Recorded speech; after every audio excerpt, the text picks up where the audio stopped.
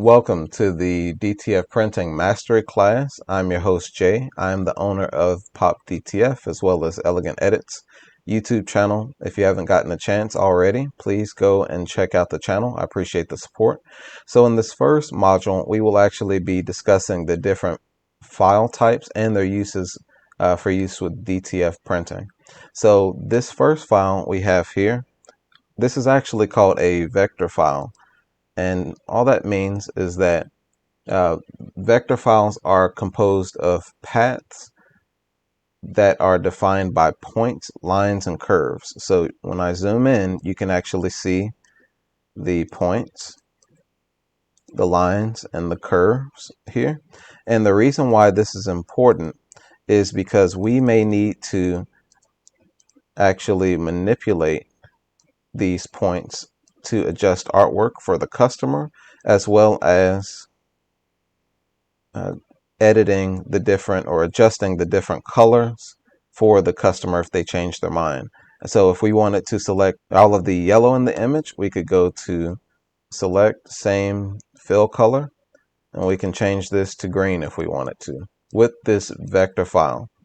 Vector files are also important because they are what we call lossless in quality. And so they're highly scalable without revealing any sort of pixels, and we'll get into pixels in a second. So this is the best sort of artwork, the cleanest artwork that you can have. So if you ever hear someone asking for a vector file, this is what they're referring to. Now rasters, on the other hand, they are made up of pixels, or tiny colored squares organized in the grid pattern in order to create the image. So this is an example of a raster image here. This is my daughter, and as beautiful as she is to me, she is not exempt from the faded pixel.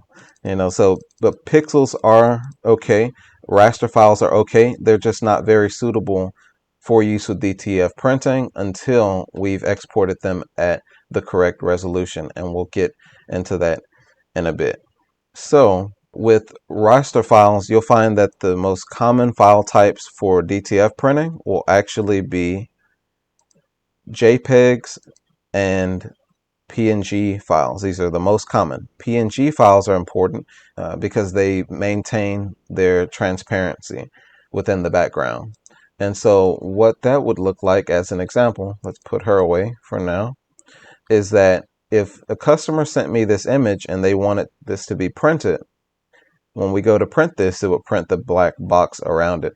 So if we didn't have access to this vector file, we wouldn't be able to go into the layers panel and remove that black background and save that. But if we were to save this and export this as a PNG file, it would maintain that transparent background. So that is the importance of the vector files as well as the raster images. Now, the most common vector files that you would actually get from a customer would actually be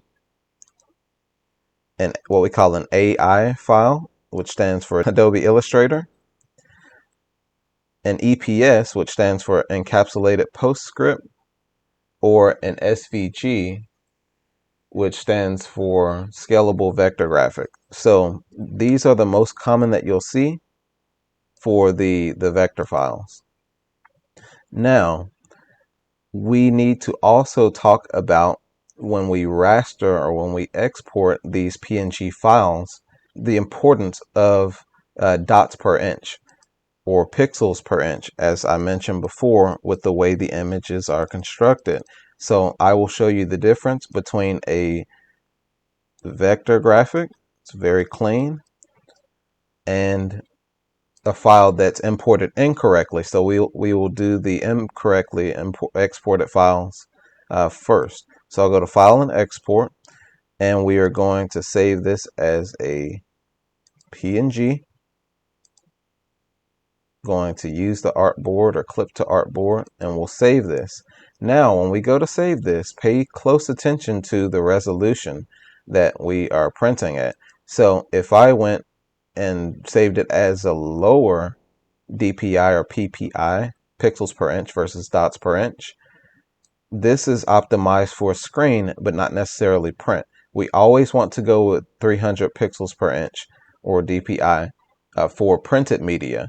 But for the sake of showing you a bad quality image, I want to show you that you can start with the vector and still end on a bad quality image. So we're going to save this at 72 pixels per inch.